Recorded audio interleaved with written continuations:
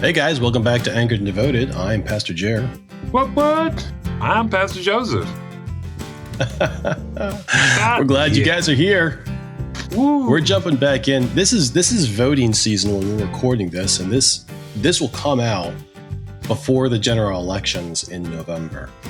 And what we're hoping to dive into today and muddle up and make a mess of is the general category, the general idea of how to live faithfully as a Christian in the midst of a political world, in the midst of politics. As you're looking at the ballot box, as you're looking at your ballot, as you're looking at the candidates and the commercials, how do you bring Christ to bear? What does it mean for me as a Christian, for you, Dave, as a Christian, for our new believers as a Christian to look at the world, to recognize, A, we have a responsibility to be engaged citizens, to be doing our civic responsibility. But that means deciding between and determining which candidate we're going to put forward, which candidate we're going to co-sign for, and what our reason is. I think that second thing is my big thing for today. All right. I'll be honest. I mean, I told you earlier before we jumped on, I had breakfast this morning with a friend, and he had just gotten back from Amsterdam from work. We started talking about this because last week I've been looking at 2 Corinthians as well as Galatians in my personal devotional, and he was in Galatians, and we were talking about living out the fruit of the Spirit, and he was challenged to walk the streets of around and in and seeing all available options of sin that are legalized and organized and promoted, and he was challenged again to live out his faith faithfully. The second thing you said, the reason behind what we do, is it fear or is it faithfulness? He was looking and diving into the word out of a love relationship with God, not out of fear. He didn't view himself as a sinner for being in the land of brokenness. He saw himself as broken, being able to be a blessing to others. And so one of the tough things for me, and I'll start with, we haven't really muddied up the water with Roe v. Wade, but one of the things that's big on my heart to talk about is how, when we look at the fall elections, and now Roe v. Wade is playing a large role in that. And we've had other episodes where I've made it abundantly clear I am pro-life to the hilt. I am, and this is where I struggle, wanting there to be a space for individuals to have the ability to engage in ways that allow for their hearts to be seen so that God can be glorified. I don't want to live in a world, and we kind of hashed this out some before, we can talk about it now, or encourage an environment that is, we legislate our morality and view ourselves as better or moral because we have put in laws that make it easier to live. Like, if I know that my weakness is alcohol, and I then state, hey, you know what, I'm going to lobby to make it illegal, as opposed to working on the root cause of what causes me to drink, right? Like, there's ways in which I can attack this. I can look to change the environment around me by engaging with my heart and seeing that it's my brokenness that is causing me to want the drink, and whether it's legal or not, there's going to be some desire to be filled by something outside of God, and I need to go to him. Or is this something where, again, I don't believe I can control myself or others, and so I will strive to control, or at least have some semblance of control, by voting in a way that protects me. And again, therefore, me is at the center of the decision versus God at the center of the decision. I told you we're going to be messy today. So your face is showing it. Well, typically when we've done an episode like this, I've tried to ask questions to try to see from all sides, but I don't really think it's going to be helpful in this conversation. I think it's going to be better if I just tell you my own perspective. Yes, I would and prefer that. let you Have a conversation. So I don't think it is possible to live in a society that has laws where we can engage with the decision either for or against particular laws, or for or against people who have stated positions on particular, laws or opinions or policies. I don't think it's possible to not legislate morality. And it doesn't matter whether you're a Christian or an atheist or an agnostic or a heathen or whatever. Laws by their nature are fundamentally moral. And if you're going to legislate at all, you're legislating morality. And so for me, it's never been a question of, is it okay to legislate morality? That's a foregone conclusion. We're all legislating our morality. The question is, does the morality that I'm seeking to legislate, is it in line with what is good for society that leads to the flourishing of society? Is it fair and balanced and not putting an unequal burden on one set of people over another? And only after those two questions are answered do I even engage with the question, does this come out of God's heart? Because for me, that's a distinction between what a theocracy is and a world that's built on Judeo-Christian principles versus a theocracy. A theocracy starts with, well, what does God say? Well, that's what we're going to do. A Christian worldview that gives birth to a society that is moral in nature says, well, God's design was for the flourishing and the goodness of mankind, and that's going to be our guiding principle. And God is a God of love, so we're going to look to use love as a guide. We're going to look to use justice as a guide for what is good and right and beautiful. That's how I look at it. So whether it's alcohol or, some, I think, crazy idea that we should limit the size of big gulps in a particular location, it's morality. Your morality is simply that you don't think people should be fat. It's immoral to be fat. It's immoral to be gluttonous. So it's immoral to drink high fructose sugar sodas. So we're going to cut that off. Okay, well, how is that? Why? What's the basis for that? What is your distinction between morals and ethics? Okay, that's a great question. And I'm using the statement, that's a great question, as an opportunity for me to think about how I'm going to answer that question. For me, morals are based in truth. Okay. Morals start with a principle. And I'm saying for me, as far as I'm aware, this is a proper distinction. Morals are a system that is based in truth that agrees right and wrong are real and objective things that exist outside of me and you. They are a standard to which we can all be measured and therefore measure the things that we're discussing. Ethics doesn't deal with that side of the discussion. It simply says, well, let's go ahead and accept that this is a good thing or a bad thing. How then do we live in integrity based on the agreement that this is a good or a bad thing, even if it may or may not be, even if it's simply an arbitrary agreement that we have? That, I think, is the difference between moral and ethics from sort of a philosophical point of view. That's at least the way that I engage with it. So if I'm wrong, I welcome. I mean, we had like 1,000 letters after the last episode of people saying how wrong we were. So I welcome those. I would say that, ethics really is that communal sense where we've established as a community what is good and bad. So when you talk about the big gulp or whatever, again, that's a communal decision.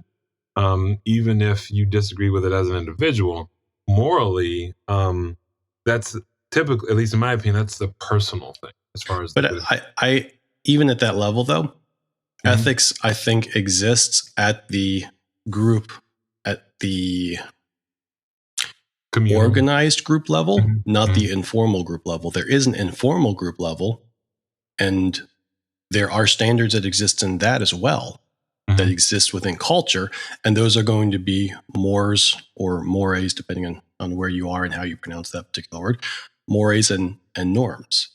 Those are similar things, but they exist specifically within a cultural context where this is what we've kind of received, and we agree that this is what it means to be a part of this group, but it's not something that we are going to discuss as we would an ethical decision. This is a part of our identity, not a question of how do we want to deal with this issue. And I only pointed out because I think there are multiple levels here, and I think that the greater you get organizationally, the more this conversation becomes nuanced in as you use these particular words. And unfortunately, that's a hang-up of mine to try to understand and distinguish those things. So I apologize for that excursus. Oh, when it comes to being pro-life, there is an understanding that, and we've talked about this before, that two people have had a choice in coming together. Right. And I believe that, God has a purpose for the life. I believe that God ways are so much better than ours and so much higher. Yeah. And I also believe that in life, God allows us to do dumb things. He does. That in life, He grants us He could have stopped Cain from killing Abel. He could have, he showed up right after as opposed to 5 minutes before and had a conversation with him. He could have done a lot of things, and yet He grants people the opportunity to know Him by waiting patiently at the door. Which is, well, to quote Natasha Bedingfield, I have the right to be wrong. Correct. He's given that to us. He's given Right. us the freedom to be wrong. He doesn't stop us and say, no, I'm a moral and holy God, therefore you must. He says, as a command, be holy as I am holy, or be holy as your Father is holy. But he doesn't say, be holy, and if you're not living up to it, I'm going to grab you to make sure you do stay holy. He says, no, I told you to be holy. I set the guardrails in place to help you. But if you choose to step over the guardrails, there is a chasm on the other side. And once you choose to go past that guardrail, if I choose to catch you, that's my grace. Otherwise, whatever happens is simply the natural response to your stepping over the guardrail and diving off the edge. So when a person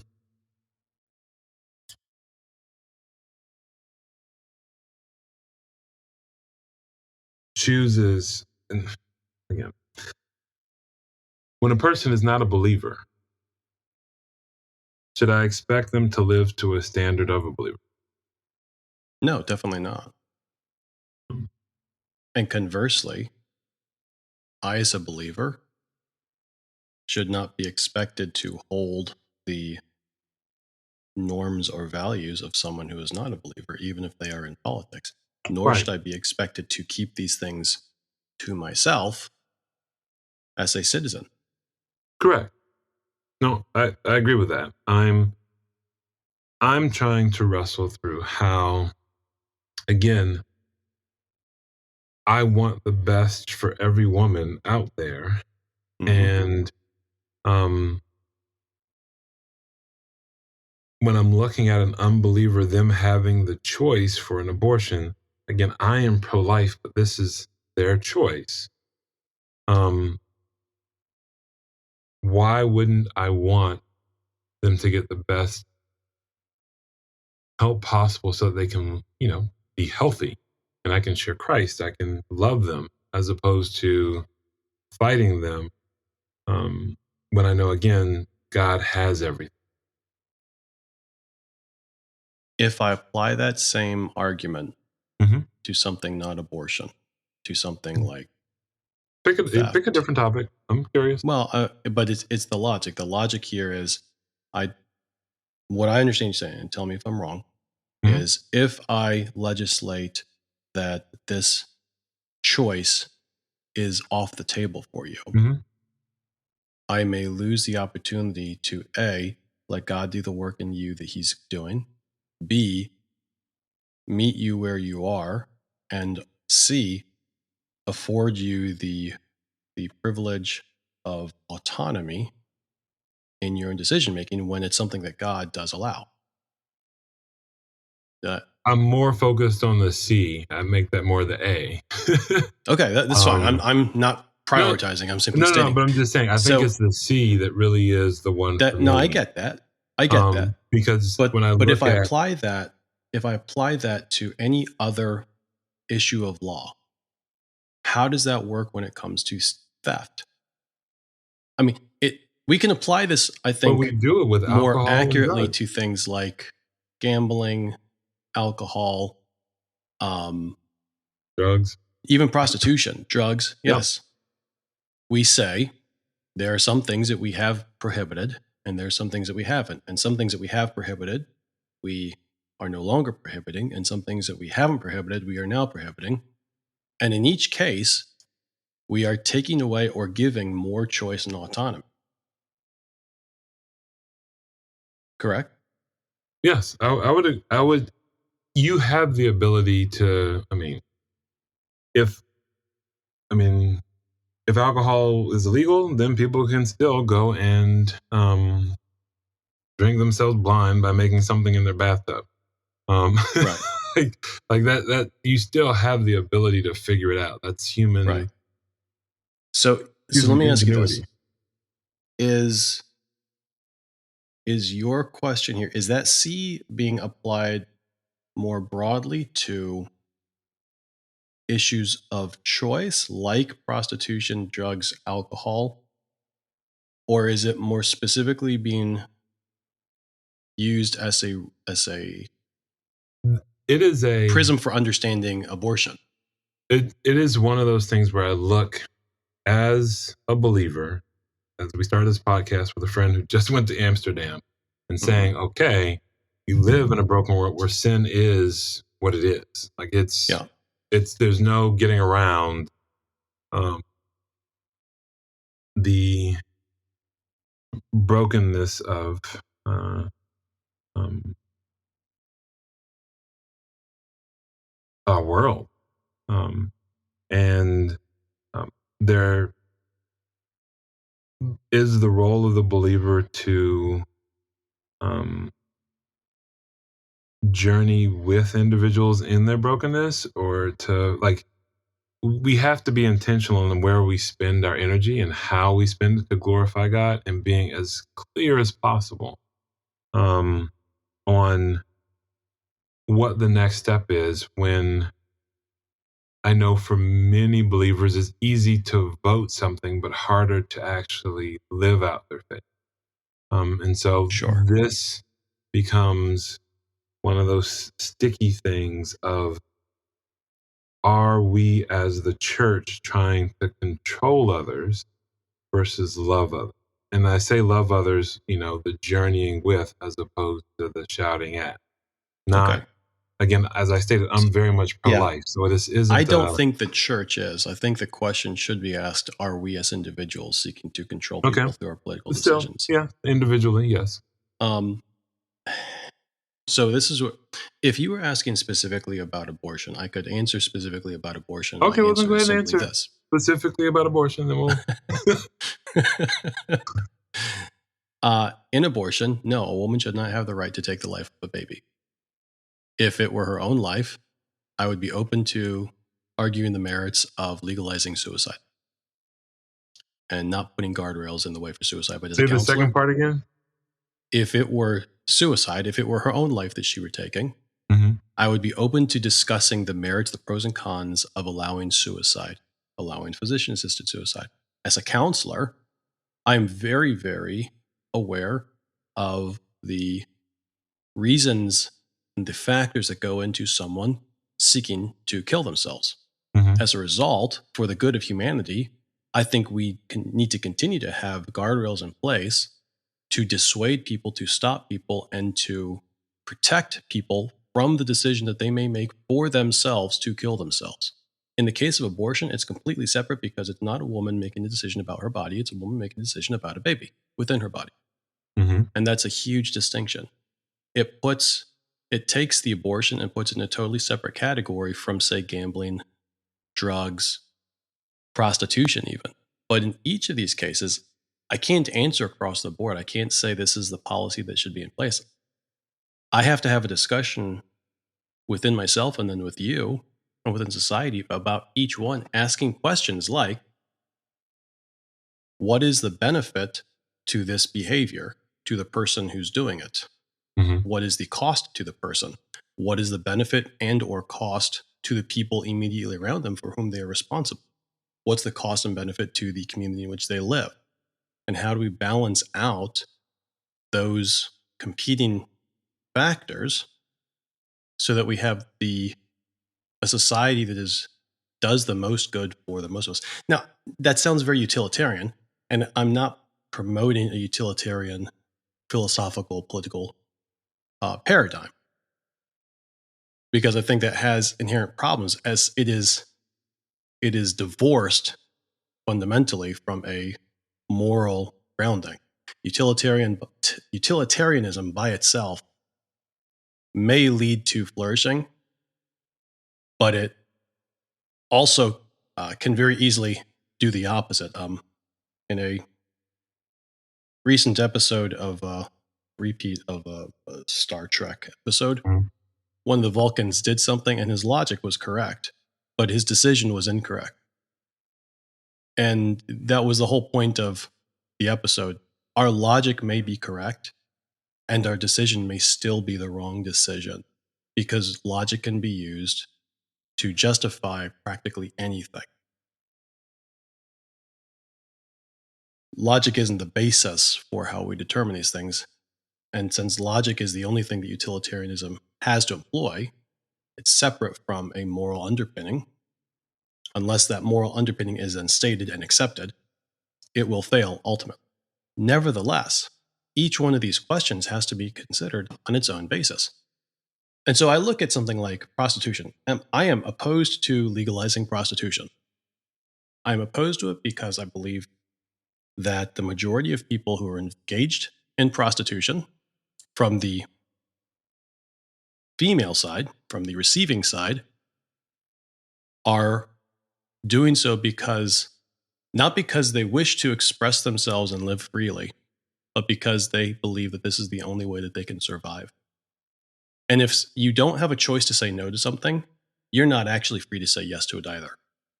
So saying this is something that women want, it expresses freedom, it shows autonomy, empowerment over, okay, maybe it does.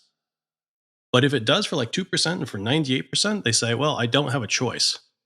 Then it's that argument that it's promoting freedom is a very small segment of the discussion that we need to be having, but it still needs to be a part of the discussion. And so when it comes to prostitution, I'm looking at this and I'm saying, what is the benefit to the woman? There is a freedom that she has with her body. Even if I disagree on a moral basis with how she's using her body and her sexuality, whether it's for prostitution or porn, I can still agree it's a good thing for her to have the right to choose how she's going to do it, even if that right means she may do things that harm herself. But I also have to look at this and say, but is she actually free to do it? I then have to also ask and say, what is the benefit to the people who are partaking, as the Johns in the case? Well, they're getting satisfaction, they're getting something. Okay. Is that the only thing that's coming out of it? Well, no. There are other things coming out of it. There is uh, abuse of women.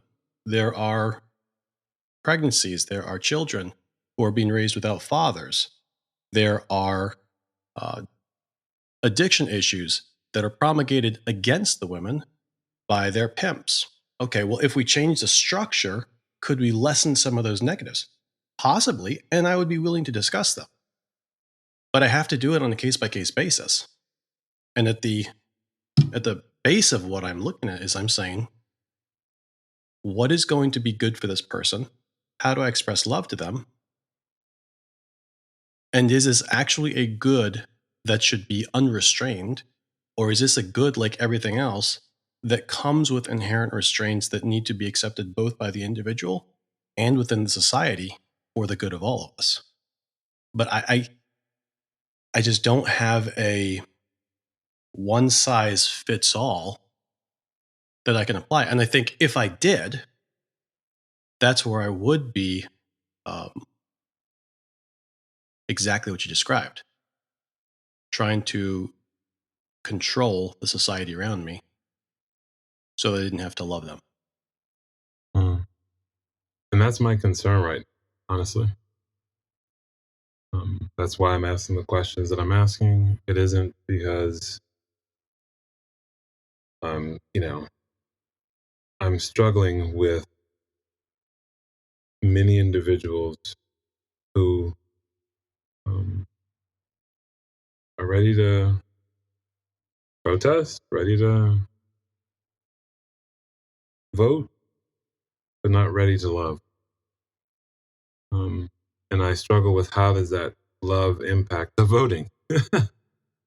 um, if it's not part of the conversation, it's not something that we wrestle with on Sunday as well as in our communities, I think we miss the mark. I mean, as you stated before, we've had this conversation, whether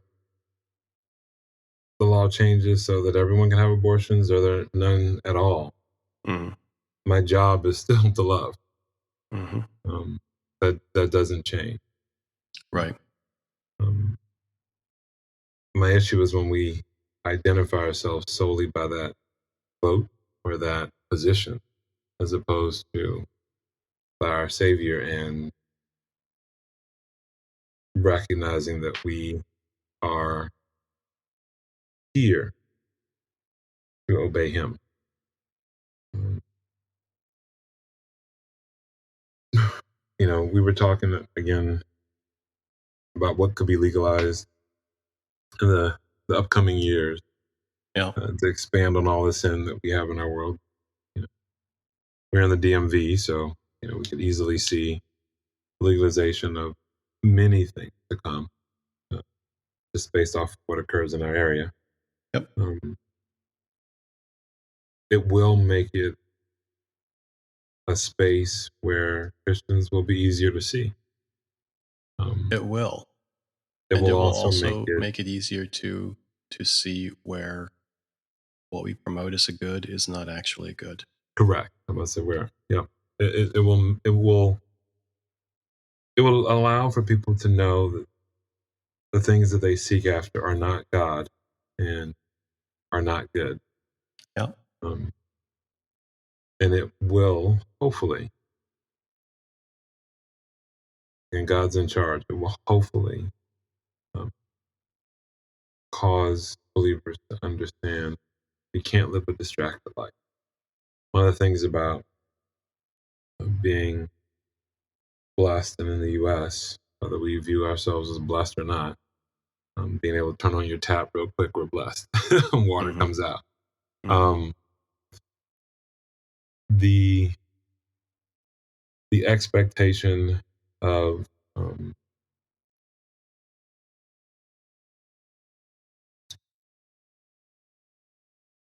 as you stated, Jeremy, I can control it, I can figure it out, as opposed to spending the time before God on how should I vote? How would you want me to live this out? Um, I don't know how much time we actually spend. I know most pastors try and avoid political things because there's the air quote separation between church and state. Um, but as you stated, we are living it out. Yep. We have to. They have to go vote. Should. Um, and that impacts the world around. Um, just as I should know who those that are hurting around me, that have, whether they've experienced the loss of a child through abortion or the loss of a child through a miscarriage, but I'm grieving with and journeying. Um, I don't hear that second part. I don't hear the caring well. I know that's my job, pastor of care, but um, that concerns me as I look forward, because when I look at the early church, I see that grace overflowed, and it was coming out the windows, the doors. Right. Um, it was attracting people because the world was not giving any grace. You can gamble all your money away, and we'll offer you a sinner that will house you for a while. Hopefully, get you unhooked to that addiction and send you off to find another.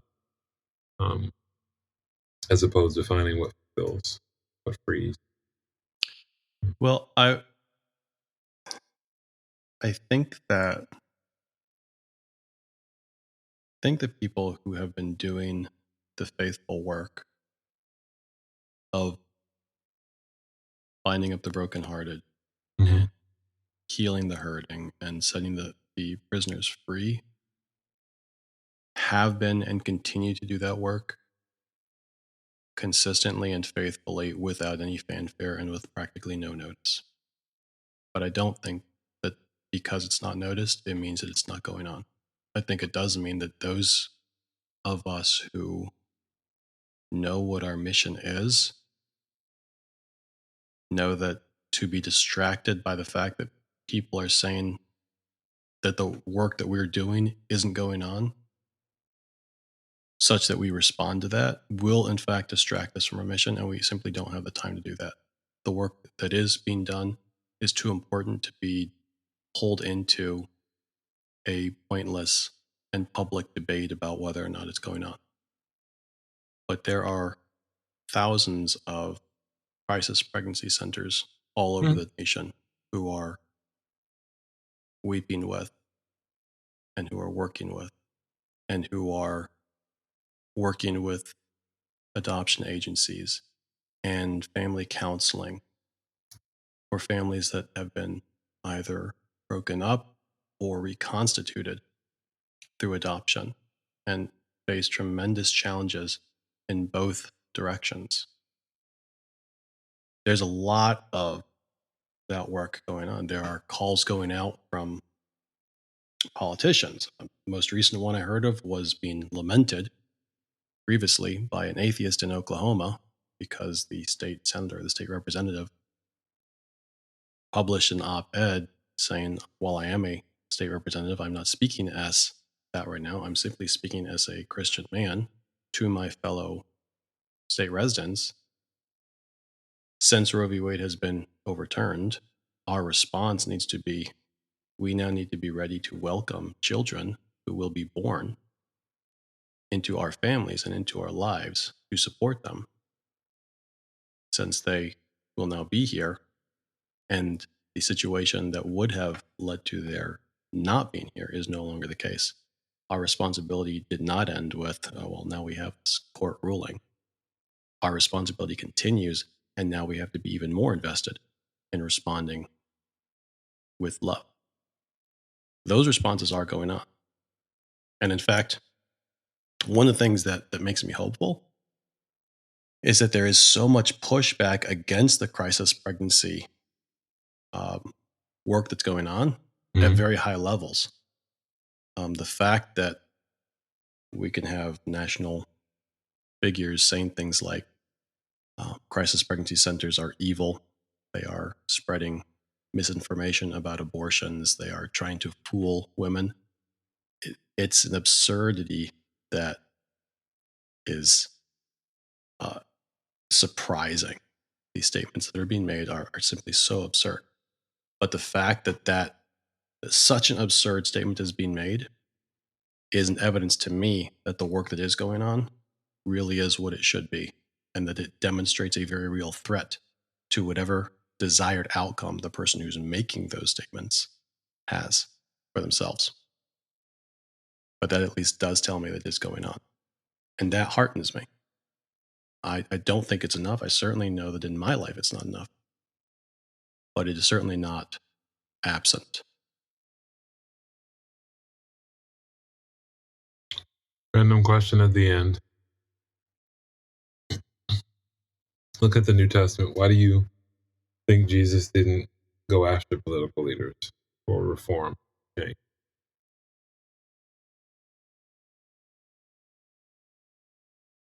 I think Jesus had a primary mission when he was here in the first advent, and that was to be the sin bearer and to make reconciliation between us and the Father possible. And he entrusted the work of going after the political leaders to his Father, who back in Psalm 2 said he's going to take all of those rulers and he's going to make them the footstool for Christ. And that's going to happen at the second advent. I think Christ will be very much going after political leaders, but that's yet to come. And perhaps that's even going on now through the very systems that we have in place that we're talking about. I don't know. But the reason that he didn't in the first, I believe, is because his mission was to be the sin bearer, not the revolutionary.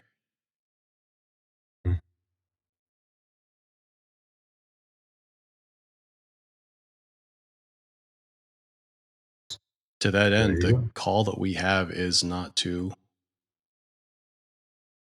The call that we have is to make disciples, not prisoners.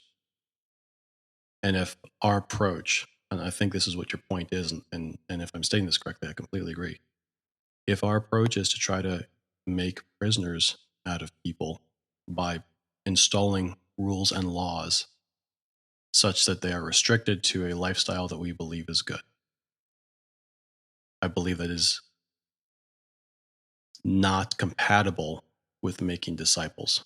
Disciples are walked with, they are brought along, they are taught, and they are free to choose for themselves. They are persuaded, they are taught, they are not constrained.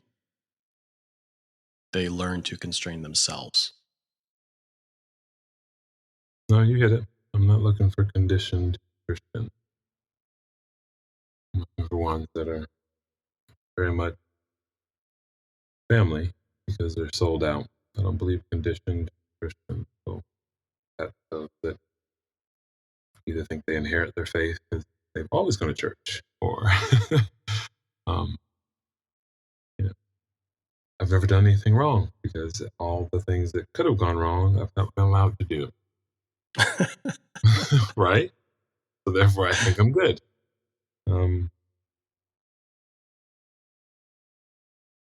Yeah. This has been fun. Yeah. Got another mess on our hands. Second? We have another mess on our hands. Yep. I think we did a good job of it. Well, thank you. I thought so if too. If we didn't make a mess of it, please let us know. And tell us what we missed so we can make more of a mess of it and try again. Absolutely. This is Pastor Joseph, and this is my brother, Pastor Jer. And we thank you for listening to our foolishness. We love you. If you've been encouraged, please share it. If you haven't, please let us know. Where can they reach us, brother? They can reach us via Gmail at anchoredanddevoted@gmail.com. Again, anchoredanddevoted@gmail.com. Look forward to connecting with you. Have a blessed day. Bye-bye. Talk to you later.